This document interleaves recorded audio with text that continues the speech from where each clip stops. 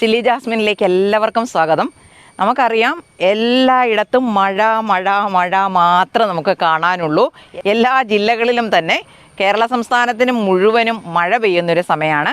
നമ്മുടെ ടെറസായാലും നമ്മുടെ ടെറസിൽ നമ്മൾ നട്ടു വളർത്താനായിട്ട് ഉപയോഗിക്കുന്ന ഗ്രോ ബാഗിലെയും പാത്രങ്ങളിലെയും മണ്ണായാലും എല്ലാം നനഞ്ഞ് കുഴഞ്ഞ് കിടക്കുക തന്നെയാണ്. എന്നാൽ പോലും നമ്മൾക്ക് എന്തെങ്കിലുമൊക്കെ കൃഷി ചെയ്യണം. ഈ സമയത്ത് ചെയ്യാൻ പറ്റുന്ന കൃഷികളാണ് നമുക്ക് ഈ സമയത്ത് ചെയ്ത് കൊടുക്കാൻ പറ്റുന്നത്, ഈ മഴയും നനവും ഒക്കെ നിലനിൽക്കുമ്പോൾ പോലും. അപ്പം ഞാൻ ഇന്ന് ചെയ്യാൻ പോകുന്നത് എന്നാന്ന് കാണിച്ചു തരാവേ. ഇപ്പം ഞാൻ ചെയ്യാൻ പോകുന്നത് ഈ ഉള്ളി നട്ടുപിടിപ്പിക്കുവാണേ. ഈ ഉള്ളികളെല്ലാം തന്നെ മുളച്ചതാണ്. അപ്പം ഞാൻ ഈ മുളച്ച ഉള്ളികളെ ഇവിടേക്ക് നടാൻ പോവാണേ. ഇതാണ് നമ്മുടെ പാൽച്ചീര. ഇപ്പം സാഹിത്യകാരന്മാരൊക്കെ പറയുന്ന പോലെ അയ്യോ എന്തൊരു ഭംഗിയാ പാൽച്ചീരയ്ക്കെന്ന് പറയാനൊന്നും ഇല്ല. പാൽച്ചീര എന്ന് പറഞ്ഞാൽ അതിൻ്റെ തണ്ട് വെളുത്തതും ഇലകൾ പച്ചയുമാണ്. ഇത്തരത്തിൽ അങ്ങനെ ഭയങ്കര ഒരു കവിത എഴുതാനും മാത്രമുള്ള ഒരു സൗന്ദര്യമൊന്നും കണ്ടെത്താൻ എന്നെക്കൊണ്ട് പറ്റത്തില്ല കേട്ടോ. ഞാനിത് പറിച്ചെടുക്കുവാണേ. എന്നിട്ട് ഇവിടെ വേണം നമുക്ക് ഈ ഉള്ളിയെ നട്ട് കൊടുക്കാനായിട്ട്. അപ്പോൾ ഇത് പൂവിട്ട സമയമാണ്. എവിടോട്ട് പറിച്ചിട്ടാലും അവിടെ ഇതിൻ്റെ അരി വീണിട്ട് കിളുക്കുകയും ചെയ്യും കേട്ടോ. അപ്പം ഞാൻ ഇവിടേക്ക് തന്നെ ഇതിനെ ഇടുക. ഇതൊരു തൈ, അതിനി അവിടെ നിന്നോട്ടെ. ഇപ്പം ഈ പുല്ലും അങ്ങനത്തെ സാധനങ്ങളൊക്കെ ആണ്ട് പറിച്ച് കളയാം. കളകൾ ഒട്ടും തന്നെ പാടില്ല നമ്മൾ ഉള്ളി വളർത്തുന്ന സ്ഥലത്ത് കേട്ടോ. ഉള്ളി ചെറുതായി പോവും. എപ്പോഴും പുല്ല് നമ്മൾ ഈ ചാണകപ്പൊടിയൊക്കെ ഇട്ട് വളർത്തുന്നത് കൊണ്ട് തന്നെ പുല്ല് വളരാനുള്ള സാധ്യത വളരെ കൂടുതലാണേ. അപ്പം ഞാൻ ഈ പുല്ലൊക്കെ അങ്ങ് പറിച്ച് കളഞ്ഞു. ഇതെല്ലാം നമ്മൾ വളമാക്കി തന്നെ എടുക്കും. അതൊക്കെ എങ്ങനെയാണെന്ന് ഞാൻ നിങ്ങൾക്ക് കാണിച്ചു തന്നിട്ടുള്ളതാണ്. അതെല്ലാം ഞാനിന്ന് മാറ്റി വെക്കുവാണേ.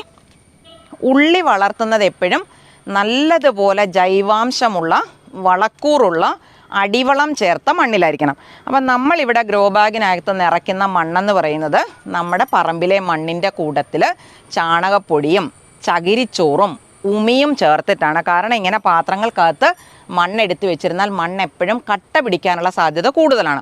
അപ്പോൾ കട്ട പിടിച്ചു കഴിഞ്ഞാൽ നമ്മുടെ വിളവ് കുറയും. എന്ത് പച്ചക്കറി വെച്ചാലും അതിന് വേരോട്ടം കുറഞ്ഞു പോകും. അപ്പം നമ്മൾ നല്ലതുപോലെ ഉണങ്ങിയ ഇലകളും ഈ ഉമിയൊക്കെ ചേർക്കുന്നത് മണ്ണിൻ്റെ ഇളക്കം നിലനിൽക്കുന്നതിന് വേണ്ടിയാണ്. അപ്പം ഞാൻ ഇതിനകത്തോട്ട് കുറച്ച് ചാണകപ്പൊടിയാണേ, കുറച്ച് ചാണകപ്പൊടി ഇട്ടിട്ട് ഈ മണ്ണിനെ എല്ലാ ഭാഗത്തേക്കും ഞാൻ ഈ ചാണകപ്പൊടി ഒന്ന് നീക്കി കൊടുത്തു. എന്നിട്ട് നമുക്ക് ഈ മണ്ണിനെ ഒന്ന് ഇളക്കി കൊടുക്കാം കേട്ടോ. ഇതുപോലെ ഒന്ന് മണ്ണ് നന്നായിട്ട് ഇളക്കണം. നല്ല മണ്ണിളക്കമുള്ള മണ്ണിൽ മാത്രമാണ് ഉള്ളി നന്നായിട്ട് വളരുകയും വിളവ് തരികയും ചെയ്യുന്നത് കേട്ടോ. അപ്പം ഞാൻ ഏകദേശം ഇതിനകത്തെ മണ്ണിനെ നന്നായിട്ട് ഇളക്കിയിട്ടുണ്ട്. പിന്നെ നമുക്ക് ഇതിൻ്റെ മുകളിലോട്ടൊക്കെ ഉണങ്ങിയ ഇലകൾ ഇട്ട് കൊടുത്തിട്ട് മണ്ണിളക്കം കൂട്ടാൻ പറ്റും. ഏകദേശം എല്ലാ ഭാഗത്തും ഇത് തണ്ണിമത്തൻ്റെ വിത്ത് ഇവിടെ നിന്നതിൻ്റെ കിളുക്കുന്നതാണ്. പിന്നെ അത് അവിടെ നിന്നോട്ടേ എന്ന് വെച്ചിട്ടാണ് അതിനെ ഞാൻ ഇളക്കി കളയാത്ത കേട്ടോ. ഈ ഞാനിത് നിരപ്പാക്കി എടുക്കുവാണേ. ഇങ്ങനെ നമ്മളൊന്ന് നിരപ്പാക്കി എടുത്തു. ഇനി നമുക്ക് ഈ ഉള്ളി നടാം. അപ്പോൾ ഈ ഉള്ളി നടുമ്പോൾ ഉണ്ടല്ലോ, ഈ മഴ സമയത്ത് ഉള്ളി നടുമ്പം ഇതുപോലെ മുളച്ച ഉള്ളികൾ മാത്രം നടാൻ ശ്രമിക്കുക. കാരണം നമ്മുടെ സാധാരണ ഉള്ളി മുളയില്ലാത്ത നമ്മുടെ അടുക്കളയിൽ ഉപയോഗിക്കുന്ന ഉള്ളിയെ അതേപടി കൊണ്ടുവന്ന് നട്ടാൽ ചിലപ്പോൾ ചീഞ്ഞു പോകാനുള്ള സാധ്യതയുണ്ട്. അതേസമയം മുളച്ചതാണെങ്കിൽ പിന്നെ അവരവിടെ നിന്ന് കിളുത്തോളുവേ. അപ്പോൾ ഇത് മുളച്ചത് വേരൊക്കെ വന്നതാണ്. അതിനെ ഞാൻ നടുക. അപ്പോൾ ഉള്ളി നടുമ്പോൾ നമ്മളെ കുറച്ച് അകലത്തിലേ നടാവുള്ളൂ കേട്ടോ. അപ്പോൾ ഇവിടേക്ക് ഞാൻ ഒരു ഉള്ളി കണ്ടോ ഇങ്ങനെ നട്ടു കൊടുത്തു. പിന്നെ ഇവിടെയാണ് ഞാൻ നടുന്നതേ. അങ്ങനെ ഒരു അകല ഇട്ടിട്ട് വേണം ഉള്ളി നടാൻ. പിന്നെ ഉള്ളി നടുമ്പോൾ ഇത് മുളച്ചതായതുകൊണ്ട് കുഴപ്പമില്ല. അല്ലെങ്കിൽ ആ മുകൾ വശം അല്ലെങ്കിൽ ഒരു ഉള്ളിയുടെ പകുതി ഭാഗം തന്നെ മുകളിലോട്ട് നിൽക്കത്തക്ക രീതിയിലാണ് നടുന്നത്. ഇതിപ്പം മുളച്ചതായതുകൊണ്ട് കുഴപ്പമില്ല. അതുപോലെ ഉള്ളികളുടെ ഇടയിൽ ഇത്രയും എങ്കിലും ഗ്യാപ്പ് ഇട്ടിട്ട് വേണം നമ്മൾ നട്ടു കൊടുക്കാനേ. എന്തുകൊണ്ടാണ് അങ്ങനെ പറയുന്നതെന്നറിയോ? ഇതുപോലുള്ള ഒരു ഉള്ളി നട്ടാൽ ഇതിൻ്റെ ചുവട്ടിൽ 10 മുതൽ 20 വരെ പുതിയ ഉള്ളികൾ ഉണ്ടാകാം. അപ്പോൾ അതിങ്ങനെ ചുറ്റും ഉണ്ടാകുന്നത്. അപ്പോൾ അവർക്ക് ഇരിക്കാനുള്ള ഒരു ഇട വേണ്ടേ ഇവരുടെ ചുറ്റിനും. അതുകൊണ്ടാണ് നമ്മളിങ്ങനെ ഇവരുടെ ഇടയ്ക്ക് ഇട കൊടുത്ത് നടുന്നത്. ഞാനിപ്പോൾ ഈ പാത്രത്തിനകത്തും ഗ്രോ ബാഗിനകത്തും നടുന്നത് കൊണ്ടാണ് ഇത്രയും ആണെങ്കിൽ ഇട കുറവാണോ എന്ന് നിങ്ങൾക്കും തോന്നുമായിരിക്കും. അപ്പം മണ്ണിൽ നടുന്നവരാണെങ്കിൽ വാരമൊക്കെ കോരി നല്ല നീളത്തിലും വീതിയിലും വാര എടുത്തിട്ട് നിങ്ങൾ നട്ടു കൊടുത്തോ കേട്ടോ. എനിക്കിപ്പോൾ ഇത്രയും ഇട മാത്രമേ ഉള്ളൂ. നിങ്ങൾക്കറിയാം ഞാൻ ഈ ടെറസിൽ ചെയ്യുന്നത്ര കൃഷി മാത്രമാണ് പച്ചക്കറിക്ക് വേണ്ടി ചെയ്യുന്നത്. കുറച്ച് സ്ഥലമുള്ളിടത്ത് പിന്നെ നിൽക്കുന്നത് പഴച്ചെടികളാണ്. അതൊക്കെ ഞാൻ നിങ്ങളെ ഇടയ്ക്കിടയ്ക്ക് കാണിക്കാറുള്ളതാണ്. അപ്പം ഞാൻ ഇതുപോലെ നടുക. ഇതെന്നാണെന്നറിയോ, ഇതിനകത്ത് നമ്മൾ ഈ പടരുന്ന എന്തെങ്കിലും നടുവാണെങ്കിൽ കയറ്റി വിടാൻ വേണ്ടി ഇതുപോലെ കയറ് ഞാൻ കെട്ടി വെച്ചിരിക്കുന്നതാണ്. അപ്പോൾ അതവിടെ നിന്നോട്ടെ, ഒരു ശല്യം വേണ്ട. ഉള്ളി എടുത്ത് കഴിയുമ്പം വീണ്ടും വീണ്ടും നമുക്ക് ഒരേ സാധനം കൃഷി ചെയ്യാൻ പറ്റത്തില്ലല്ലോ. അപ്പോൾ നമുക്ക് വേറൊരെണ്ണം നടാം. അപ്പോൾ അതവിടെ നിന്നോട്ടെ. അങ്ങനെ ഞാൻ ഇതിനകത്ത് ഇത് മുഴുവനും നട്ടതിന് ശേഷം കാണിക്കാം. ഇത് മുഴുവൻ എന്ന് പറഞ്ഞാൽ ഇതിനുള്ളത്ര ഇടയുണ്ടെങ്കിൽ ഇത് മുഴുവനും നടാം. അപ്പോൾ ഇതേ ഏകദേശം ഇതിൻ്റെ ഒരു പകുതി ഭാഗം ഇതിനകത്ത് നട്ടിട്ടുണ്ട്. ഇനി ഒരു പാത്രം കൂടെ എടുത്താലേ ഇതും കൂടെ നടാൻ പറ്റത്തുള്ളൂ കേട്ടോ. അപ്പോൾ അതും ഞാൻ ഇതേ രീതിയിലാണ് നടുന്നത്. അപ്പം ഇങ്ങനെയാണെന്ന് മനസ്സിലാക്കിയാൽ മതി. ഞാൻ ഇതും കൂടെ ഇന്ന് നട്ട് വയ്ക്കും. നമ്മളന്ന് ഉണ്ടമുളകിൻ്റെ വിത്തുകൾ വെച്ചിട്ടുണ്ടായിരുന്നല്ലോ. ആരാ നമ്മളോട് പറഞ്ഞത്? ലിജി മാർട്ടിനാണെന്ന് എനിക്ക് തോന്നുന്നു. ഉണ്ടമുളകിൻ്റെ വിത്തുകളൊന്നും തന്നെ കിളുക്കുന്നില്ല എന്ന് പറഞ്ഞായിരുന്നു. അപ്പം ഞാനിത് ഇതുപോലെ വെള്ളത്തിനകത്ത് കുതിർത്തിട്ട് നനവുള്ള തുണിയിൽ എടുത്തു വെച്ചിരിക്കുവാണേ. ഞാനും വിചാരിച്ചു അയ്യോ കിളുക്കത്തില്ലേ എന്ന് ഞാൻ വിചാരിച്ചിട്ടുണ്ടായിരുന്നു കേട്ടോ. ഭയങ്കര താമസമാണ്. ദേ 2, 3, 4 ഒക്കെ മുളച്ച് വന്ന് തുടങ്ങിയിട്ടേ ഉള്ളൂ കേട്ടോ. ഏകദേശം ഇന്നലെ കൊണ്ടാണ് മുളച്ചു തുടങ്ങിയിരിക്കുന്നത്. അപ്പം തന്നെ ഒരു 5 ദിവസത്തിലധികമായി ഞാനിത് വെച്ചിട്ട്. അപ്പോൾ ഈ മുള പൊട്ടി വരാനായിട്ട് താമസം വരും. പിന്നെ എനിക്ക് പേടി വന്നപ്പോൾ ഞാൻ എന്നാ ചെയ്യുന്നറിയോ, ഇതിൻ്റെ ഒരു അരി എടുത്തിട്ട് കടിച്ചു നോക്കി ഇതിനകത്ത് വല്ലതും ഉണ്ടോ, അതോ ഇങ്ങനെ നമ്മൾ കടിച്ചു നോക്കുമ്പോൾ ഞെങ്ങി ചീഞ്ഞ പോലെ പോവുകയാണോ നോക്കിയപ്പോൾ അല്ല. അപ്പോൾ എനിക്കൊരു തോന്നലുണ്ടായിരുന്നു, ഓ കിളുക്കുമായിരിക്കും. അപ്പോൾ ഞാൻ ഇതേ അതിനെ ഇനി കിളുത്താലും കിളുത്തില്ലേലും എന്ന് പറഞ്ഞ് ഞാൻ ഇതിനകത്ത് ഇങ്ങനെ അങ്ങ് വെച്ചതാണ്. പക്ഷെ അത് കിളുക്കുവാണ് ചെയ്തത്. അപ്പോൾ ഇതുപോലെ തന്നെ അടച്ചു വെക്കാം, കിളുത്തു വരട്ടെ. ഇതേപോലെ നമ്മുടെ മഴക്കാലത്ത് നട്ടുപിടിപ്പിക്കാൻ പറ്റിയ മറ്റൊന്നാണ് നിലക്കടല. കണ്ടോ, ഗ്രൗണ്ട് നട്ട് എന്ന് പറയും. അപ്പം ഇത് ചെയ്യേണ്ടതെന്ന് പറഞ്ഞാൽ ശരിക്കും പറഞ്ഞാൽ ഇപ്പം ഇന്ന് രാവിലെ നമ്മളിത് വെള്ളത്തിനകത്തിടണം. വൈകുന്നേരം എടുത്തിട്ട് നനവുള്ള തുണിയിൽ കെട്ടി വെച്ചാൽ പിറ്റേ ദിവസം രാവിലെ ആകുമ്പം മുള വന്നിരിക്കും. ആ മുള വന്നത് വേണം നമ്മൾ നട്ടുകൊടുക്കാൻ. ഇപ്പം ഇതുപോലെ മഴ പെയ്യുന്ന ഒരു സമയമല്ലേ, അതുകൊണ്ട് ഈ കടല പോലെയുള്ള സാധനങ്ങളെ നമുക്ക് നേരിട്ട് വിത്തുകൾ നട്ടാലും ഇപ്പം കുഴപ്പമില്ല. നിങ്ങൾ നടുന്നവരുണ്ടെങ്കിൽ നല്ലോണം മുളപ്പിച്ചിട്ട് നടാനായിട്ട് ശ്രമിക്കുക. ഞാനിപ്പം ദേ വെറുതെ ഈ 2 വിത്തുകൾ വീതം ഇവിടേക്ക് അങ്ങോട്ട് പാകുക കേട്ടോ. അപ്പോൾ ഏകദേശം ഇതിനകത്ത് മുഴുവനും പാകാനുള്ളത്ര ഇതിനകത്ത് കാണും.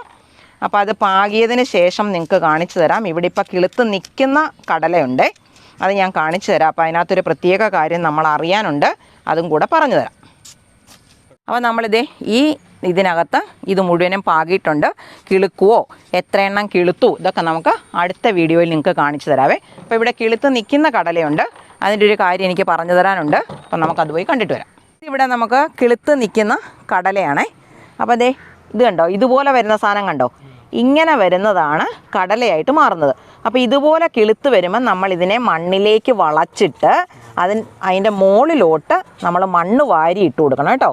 ഇതൊക്കെ കണ്ടോ, ഇതുപോലെ വേര് പോകുന്നുണ്ടോ. അവർ തന്നെത്താനെ ചെന്ന് ഇറങ്ങാനായിട്ട് നോക്കും. നമ്മൾ അതിൻ്റെ മുകളിലോട്ട് മണ്ണിട്ട് കൊടുത്താൽ കൂടുതലായിട്ടുണ്ടാകും. എപ്പോഴും ഈ കടല ഉണ്ടാകാൻ തുടങ്ങുന്നൊരു സമയം എന്ന് പറഞ്ഞാൽ ഇത് പൂവിടാൻ തുടങ്ങും കേട്ടോ. ഇപ്പം ഇത് കാണാനില്ല അങ്ങനെ. അപ്പോൾ പൂവിടാൻ തുടങ്ങുന്ന ഒരു സമയമാണ് ഇതിൽ കടല ഉണ്ടാകാൻ തുടങ്ങുന്നത്. അപ്പം നമ്മൾ ഇതിൻ്റെ ചുവട്ടിലോട്ട് ഇതിലൊക്കെ കണ്ടോ, ഒരു കടലച്ചെടി മതി, നല്ലോണം ഇങ്ങനെ വേരുകൾ താഴേക്ക് പോയിട്ട് കെട്ടായിട്ടുണ്ടാകും. അപ്പം നമ്മൾ ഇളക്കമുള്ള മണ്ണാണ് ഇതിൻ്റെ മുകളിലോട്ട് വീണ്ടും ഇട്ട് കൊടുക്കേണ്ടത് കേട്ടോ. അങ്ങനെ ചെയ്യണം, എങ്കിലേ കടല ഉണ്ടായി കിട്ടത്തുള്ളൂ. ഇത് നമ്മുടെ ഇവിടെ നിന്ന ഒരു ആനക്കൊമ്പൻ വെണ്ടയാണേ. ഇത് കണ്ടോ, അതിനകത്തെ വിത്തുകൾ മുഴുവനും കിളുത്ത് വന്നിരിക്കുന്നുണ്ടോ. ഒരു പ്രാവശ്യം ഞാൻ ഇതുപോലെ നമുക്ക് ആനക്കൊമ്പൻ വെണ്ടയുടെ വിത്ത് മേടിക്കാൻ കിട്ടാതെ വന്ന അവസരത്തിൽ ഞാനിവിടെ സാധാരണ ആനക്കൊമ്പൻ വെണ്ടയുടെ വിത്തുകളെ പാകി മുളപ്പിക്കാറുണ്ട്. അങ്ങനെ ഇതിൽ നിന്ന് വിത്ത് എടുത്തു കൊടുത്തപ്പോൾ ചിലരൊക്കെ പറഞ്ഞായിരുന്നു കിളുക്കുന്നില്ല. പക്ഷേ അപ്പം ഞാൻ വിചാരിച്ചു ഇനി നമ്മുടെ വെണ്ടയുടെ കുഴപ്പം കൊണ്ടാണോ, വെണ്ടയുടെ വിത്ത് മൂക്കാതിരുന്നിട്ടാണോ. ഇപ്പോൾ ഇതിനകത്ത് കണ്ടോ, മുഴുവൻ വിത്തുകളും തന്നെ മുളച്ചിരിക്കുവാണ്. നമ്മൾ ഇതിനെ മണ്ണിലോട്ട് ഇട്ട് കൊടുത്താൽ അവർ പുതിയ തൈകളായിട്ട് വളർന്നു വരും. ഇത് കണ്ടോ, ഇത് സീഡ്ലെസ് ചാമ്പയാണേ. ചാമ്പയ്ക്ക ഉണ്ടായി താഴോട്ട് പൊഴിഞ്ഞു പോയിട്ടുണ്ട്. ഇതിപ്പം മഴയായി പൊഴിഞ്ഞു പോകുന്നതുകൊണ്ട്, അല്ലെങ്കിൽ നല്ല കുറച്ചും കൂടി ഒരു ഡാർക്ക് മെറൂൺ കളറിലേക്ക് വരുന്നതാണ് കേട്ടോ. ഞാനിപ്പോൾ അങ്ങ് പറിക്കുവാണ്, അല്ലെങ്കിൽ പിന്നെ ഇതിൽ നിന്നൊന്നും കിട്ടത്തില്ല. അപ്പോൾ ഇതിൻ്റെ ഒരു പ്രത്യേകത എന്ന് പറഞ്ഞാൽ ഇത് കണ്ടോ, ഉണ്ടായി കിടക്കുന്നുണ്ടോ, കുഞ്ഞൊരു ചാമ്പയാണ്. ഞാൻ ഈ ബക്കറ്റിനകത്താണ് ഇതിനെ നട്ടു വളർത്തുന്നത്. അതിനുള്ള സൗകര്യമേ എനിക്കുള്ളൂ. ഇത് കണ്ടോ, അടുത്ത സെറ്റ് പൂ വരുന്നുണ്ടോ. അങ്ങനെ തുടർച്ചയായിട്ട് ഇതിലുണ്ടാകും. അപ്പോൾ ഞാൻ ഇതങ്ങോട്ട് പറിച്ചെടുക്കുവാണ്. നമുക്കിത് അപ്പുറത്തെ സൈഡിലോട്ടൊക്കെ വീണ് പോയിട്ടുണ്ട് കേട്ടോ. കിളി ഇത് ഈ മഴക്കാലമല്ലേ, അതുങ്ങൾക്ക് ഒന്നും തിന്നാനില്ലാഞ്ഞിട്ടായിരിക്കും ഒന്നും വെച്ചേക്കുകയില്ല. അവിടെ ഇവിടെയൊക്കെ വീണ് പോയിട്ടുണ്ട്. ഇതുപോലത്തെ ചാമ്പയ്ക്ക ഇല്ലേ, നമുക്ക് മുറിച്ച് നോക്കുമ്പോൾ അറിയാം കണ്ടോ, ഒറ്റ വിത്ത് പോലും വരത്തുമില്ല. നല്ല മധുരമുള്ള ചാമ്പയ്ക്കയാണ്, ഇഷ്ടം പോലെ ഉണ്ടാകുകയും ചെയ്യും. അതേസമയം നമ്മുടെ നാടൻ ചാമ്പയാണെങ്കിൽ കായ്ക്കാൻ ഭയങ്കര താമസം വരും. ഇതുപോലെ ഗ്രോ ബാഗിനകത്ത് ഇതേ ഒപ്പം ഒന്ന് ഇതും ഒന്ന് നാടൻ ചാമ്പയും വാങ്ങിച്ച് ഞാൻ ദേ അവിടെ വെച്ചിട്ടുണ്ട്. ഇതുവരെ ഒന്നുപോലും ഉണ്ടായിട്ടില്ല. ഇനി നമുക്ക് ഇതുപോലെ കുറച്ച് എണ്ണം ഉണ്ടായിട്ടുണ്ട് കണ്ടോ. ഇത് നമ്മളിങ്ങനെ അങ്ങ് ഒരുമിച്ച് പറിച്ചെടുക്കണേ. ഇഷ്ടം പോലെ ഉണ്ടാകും. എപ്പോഴും വന്ന് നോക്കിയാലും നമുക്കൊരു 10 എണ്ണം ഇതേന്ന് കിട്ടാതിരിക്കത്തില്ല. ചില സീസണിൽ കൂടുതലുണ്ടാകും എന്ന് മാത്രമേ ഉള്ളൂ. ഇപ്പം കുറച്ച് കൂടുതലുണ്ടായിരിക്കുന്ന സമയമാണേ. അപ്പോൾ ഈ മഞ്ഞ നിറത്തിലുള്ളതിനെയൊക്കെ നമുക്കിങ്ങനെ പറിച്ചെടുക്കാം. എന്നിട്ട് ഇതെന്നാ ചെയ്യേണ്ടതെന്നറിയോ? അതൊക്കെ ഞാൻ നിങ്ങൾക്ക് പറഞ്ഞു തന്നിട്ടുള്ളതാണ്. അപ്പം ഇതേപോലെയുള്ള ഇതിൻ്റെ പേരെന്നാണെന്നറിയോ? നിങ്ങൾക്ക് അറിയാവുന്നവർത്താ ഞാനിത് പറയാത്ത കേട്ടോ. ഇസ്രയേലി ഓറഞ്ച് എന്ന് പറയുന്ന നല്ല മണമുള്ള ഓറഞ്ചാണേ. അപ്പോൾ അത് ഇഷ്ടം പോലെ തന്നെ ഇവിടെ ഉണ്ടായിട്ടുണ്ട്. ഒരു പ്രാവശ്യത്തേക്കിനുള്ളത് പറിച്ചെടുക്കാം. ഇത് ഞാൻ ചെയ്യുന്നത് എങ്ങനെയാണെന്നറിയോ? ഈ ഓറഞ്ച് ഒരു പിടി ഓറഞ്ച് ഇനി ഇത്രയും വലിപ്പമല്ലേ ഉള്ളൂ, ഇത്രയും വലിപ്പമേ വെക്കത്തുള്ളൂ കേട്ടോ. കളർ മാറിയപ്പോൾ തന്നെ നിങ്ങൾക്ക് മനസ്സിലാവുന്നുണ്ടായിരിക്കും. ഇത്രയും ഓറഞ്ചിൻ്റെ ഒരു പിടി ഓറഞ്ച് എടുത്ത് മിക്സിക്കകത്തിടണം. എന്നിട്ട് പഞ്ചസാര ചേർക്കുന്നവരാണെങ്കിൽ പഞ്ചസാര ചേർത്തിട്ട്, ഇച്ചിരി പഞ്ചസാര ചേർക്കുന്നതല്ല കേട്ടോ, ചെറിയൊരു പുളിയൊക്കെ ഇതിനുണ്ട്. അതിൻ്റെ കൂടെ പുതിന, നമുക്കിവിടെ ഉണ്ടല്ലോ പുതിന, മിൻ്റ് എന്ന് പറഞ്ഞ സാധനം, അതിൻ്റെ ഒരു ശകലം കൂടെ ഇട്ടിട്ട് ജ്യൂസ് അടിച്ചാൽ നല്ല കിടിലൻ ജ്യൂസാണ് കുടിക്കാൻ. ഇച്ചിരി ഐസ് ക്യൂബും കൂടെ ഇട്ടാൽ ഭയങ്കര അടിപൊളിയായിരിക്കും. അപ്പം ഞാൻ ഇത്രയും പറിച്ചെടുത്തിട്ടുണ്ടേ. ഇത് നമ്മുടെ സ്വീറ്റ് ലൂബിയാണേ. ഇപ്പം കായ്ക്കുന്ന സമയമാണ് കേട്ടോ. അപ്പോൾ സ്വീറ്റ് ലൂബി ഉള്ളവരൊക്കെ ആണെങ്കിൽ നല്ലോണം വളമൊക്കെ ഇട്ട് കൊടുത്തോണം. നിറയെ കായ പിടിക്കും. പക്ഷേ തിന്നാൻ കിട്ടുന്ന ചുരുക്കമാണ്, കിളി അടിച്ചുകൊണ്ട് പോകും. പിന്നെ ഇത് നമ്മുടെ ഓറഞ്ചാണേ. ഇഷ്ടം പോലെ ഉണ്ടായിട്ടുണ്ട്. ഇതേപോലെ ഇവർ പൂ പിടിച്ച് കാ പിടിച്ച് തുടങ്ങുന്ന അവസരത്തിൽ മഴ കിട്ടുവാണെങ്കിലുണ്ടല്ലോ ഒന്നും നഷ്ടപ്പെട്ടു പോകാതെ ഇഷ്ടം പോലെ ഉണ്ടാകും. നല്ല വലിപ്പത്തിൽ തന്നെ ഉണ്ടാകും. ഇപ്പം നിങ്ങൾക്ക് കണ്ടാലറിയാം, നിറയെ അവിടെ ഇവിടെയൊക്കെ ഉണ്ടായിട്ടുണ്ട്. കേട്ടോ, മഞ്ഞ നിറം വന്നു തുടങ്ങിയിട്ടുണ്ട് കണ്ടോ. മഞ്ഞ നിറം വന്നു തുടങ്ങിയതുണ്ട്. അതേസമയം പൂ ഇടുകയും ചെയ്യും. ഇത് നമ്മൾ പിന്നെ ഇന്നാൾ ആ പുതിയൊരു ഓറഞ്ചിൻ്റെ തൈ മേടിച്ചു കൊണ്ടുവന്ന് വെച്ചതാണ്. ആദ്യം ഏതായാലും ഒന്ന് പൂ ഇട്ടായിരുന്നു, പക്ഷേ ആ പൂ പൊഴിഞ്ഞു പോയി. ഇത് നമ്മുടെ വെസ്റ്റ് ഇൻഡീസ് ചെറിയുടെ പഴമാണ് കേട്ടോ. ഇതുണ്ടോ, അതുപോലെ നിറച്ചുണ്ടാകും. ഇപ്പം പൂവുണ്ടായി, അതുപോലെ തന്നെ കുഞ്ഞു കുഞ്ഞു കായ്കളും ഒക്കെ ഇതിനെ കാണും. അവിടെ ഇവിടെയൊക്കെ പച്ച നിറത്തിലുള്ള കായൊക്കെ കാണും. അങ്ങേറ്റത്തോട്ടൊക്കെ ഉണ്ട്. കാറ്റ് വരുമ്പോൾ ഇവർ മറിഞ്ഞ് വീഴും. എത്ര നോക്കിയിട്ട് നടക്കുന്നില്ല. ഞാൻ നല്ല ഉറപ്പിലൊക്കെ ഇന്നാളത്തെ മറിഞ്ഞ് വീഴലിന് ശേഷം കെട്ടി വെച്ചതാണ്. പക്ഷേ ആ കെട്ടൊക്കെ അഴിച്ച് വെച്ച് ഇവിടെ ഈ വെൻറ്റിലേഷനിൽ കൂടെ പ്രാവ് കയറുന്ന ഒരു കുഴപ്പം വന്നായിരുന്നു. അപ്പം അത് അവിടെ നമ്മൾ നെറ്റ് വെച്ച് അടയ്ക്കാൻ നോക്കിയപ്പം പണിക്കാർ മേളിൽ കയറി ചെയ്തപ്പോൾ അവരെല്ലാം അഴിച്ചു വിട്ടു. അപ്പം പിന്നെയും ചിലതിനൊക്കെ എന്നാലും ഒരു ഉടക്കൊക്കെ കൊടുത്തിരിക്കുന്നതുകൊണ്ട് മറിഞ്ഞ് വീഴുന്നില്ല. ഇനി ഞാൻ ഒരു കാര്യം കാണിക്കാവേ.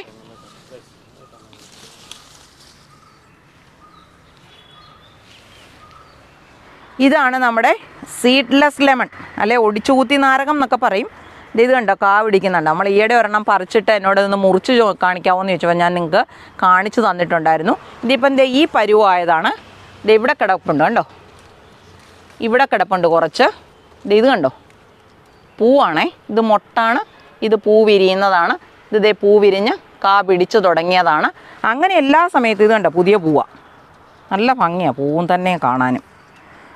പിന്നൊരു കാര്യമുണ്ടേ.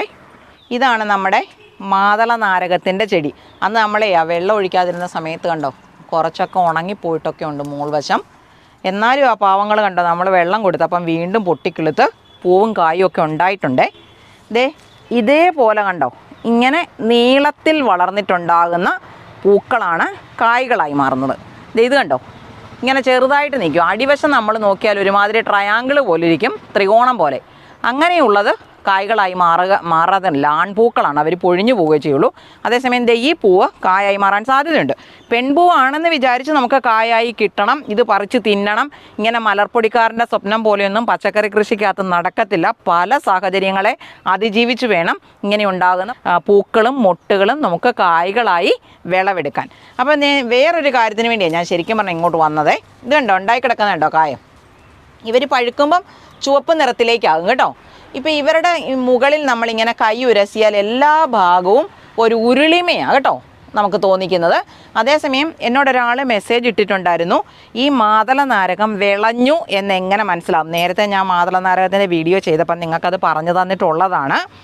അവരുടെ മുകളിൽ കൂടെ നമ്മളിങ്ങനെ കൈ ഉരസുവാണെങ്കിലുണ്ടല്ലോ, ഒരു പ്രതലം പിന്നെ അതിനോട് ചേർന്ന് വേറൊരു പ്രതലം, അങ്ങനെ ഒരു ചെറിയ ചെരിവ്, ഒരു തിരിവ് അവരുടെ ഉപരിതലത്തിലുണ്ടാകും. ഇത് നല്ല വിളഞ്ഞു വരും. പിന്നെ ഇവർക്ക് കളറുമാറ്റവും വരും. ഒരുമാതിരി നല്ല ചുവപ്പ് നിറത്തിലേക്ക് മാറും, വിളവാകും. പിന്നെ വലിപ്പവും വയ്ക്കും.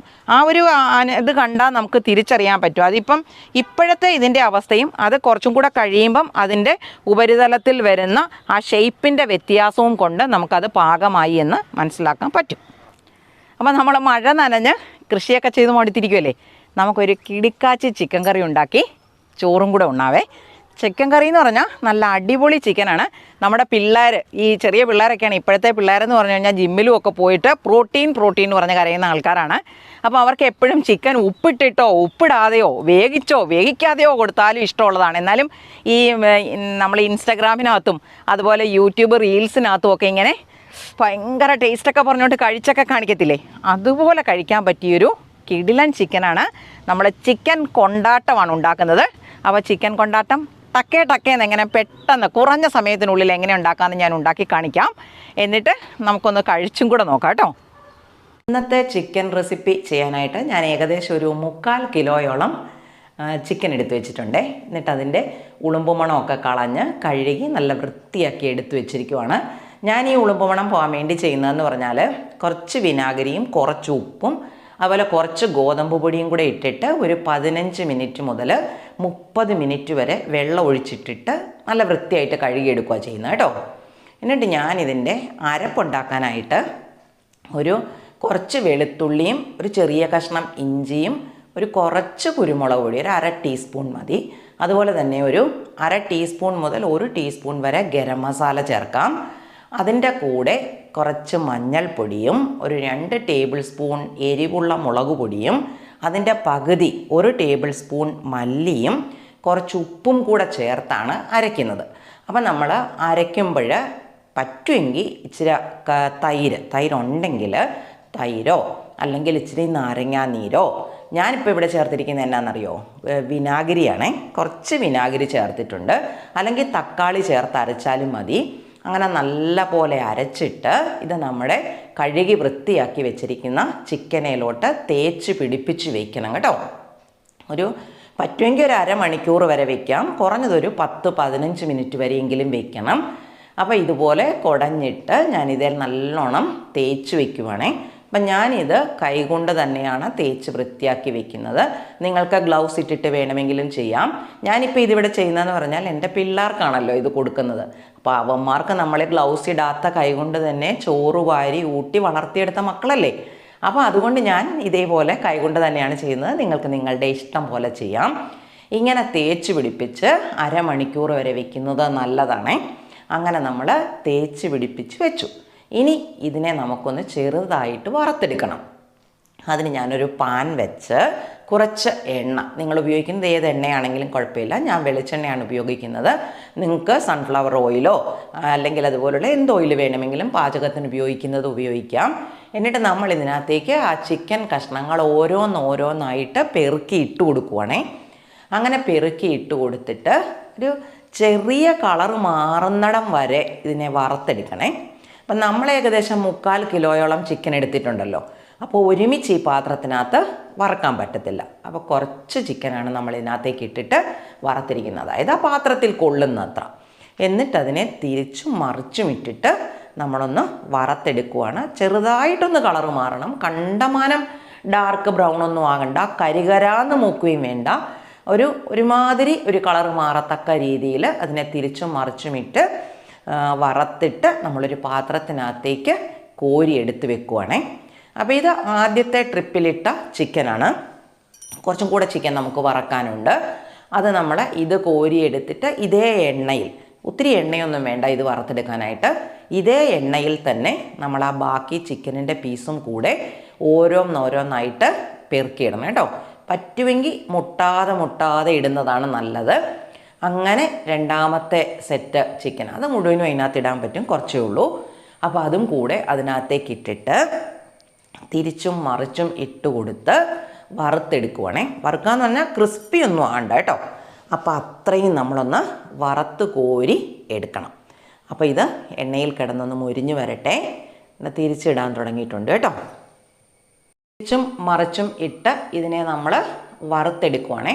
അങ്ങനെ വറുത്തെടുത്തിട്ടാണ് നമ്മൾ കൊണ്ടാട്ടം റെസിപ്പി ചെയ്യേണ്ടത്. അപ്പോൾ ദേ രണ്ടാമത്തെ സെറ്റും നല്ല കളർ വന്നിട്ടുണ്ടല്ലേ. കാണുമ്പോൾ തന്നെ നമുക്ക് തിന്നാൻ തോന്നും. ചിക്കൻ കഴിക്കുന്നവർക്ക് നല്ല ടേസ്റ്റാട്ടോ.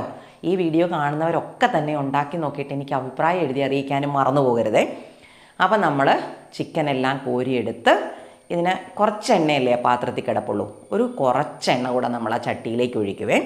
എന്നിട്ട് ഇതിൻ്റെ ഗ്രേവി തയ്യാറാക്കാനായിട്ട് കറിവേപ്പില കിടക്കുന്നത് കണ്ടോ, കറിവേപ്പിലയും കുറച്ച് ഇഞ്ചിയും കുറച്ച് വെളുത്തുള്ളിയും അതിൻ്റെ കൂടെ ചെറുതായി അരിഞ്ഞിരിക്കുന്ന ഉള്ളി, നമ്മളുടെ സാധാരണ കൊച്ചുള്ളിയാണ് ഞാൻ ഉപയോഗിച്ചിരിക്കുന്നത്.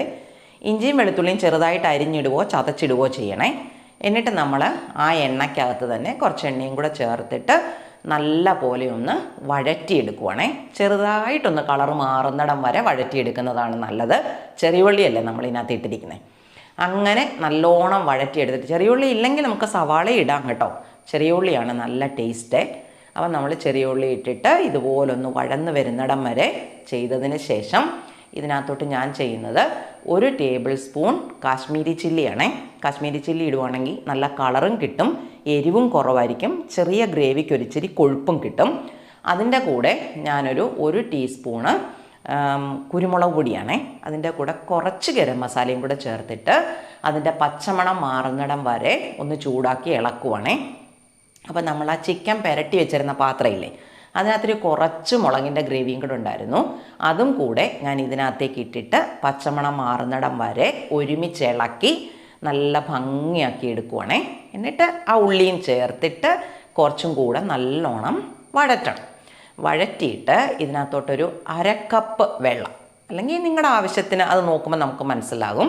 അതിൻ്റെ കൂടെ ആ ഗ്രേവിക്ക് ആവശ്യമായ കുറച്ച് ഉപ്പ്, നമ്മൾ ചിക്കനിന് മുളകൊക്കെ കൂടെ അരച്ചപ്പം ആവശ്യത്തിന് ഉപ്പ് ചേർത്തിട്ടുണ്ട്, എന്നാലും ഗ്രേവിക്ക് ആവശ്യമായ കുറച്ച് ഉപ്പും കൂടെ ഈ കൂട്ടത്തിൽ ചേർക്കാം.